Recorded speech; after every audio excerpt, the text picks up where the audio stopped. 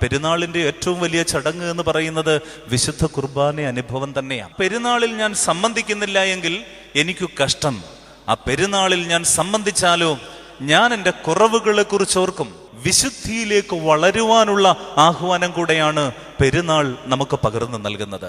ദൈവസുതന്റെ വിലാവിൽ നിന്നൊഴുകിയ രക്തം വിശുദ്ധ കുർബാന അനുഭവത്താൽ ഞാൻ വിശുദ്ധനായി തീരും എന്നാണ് നമ്മെ പെരുന്നാൾ ദിവസങ്ങളിൽ ഓർമ്മിപ്പിക്കുന്നത്. സ്വർഗം പേറുന്നോനെ മറിയാമുദരേ കൈക്കൊണ്ട് കാലത്തികവിൽ ബേതലഹേം ഓഫ്രത്തായിൽ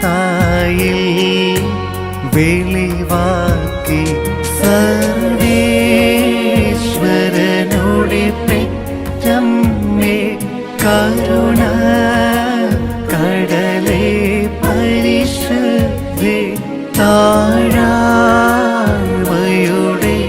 മാതൃകയെ പ്രാർത്ഥി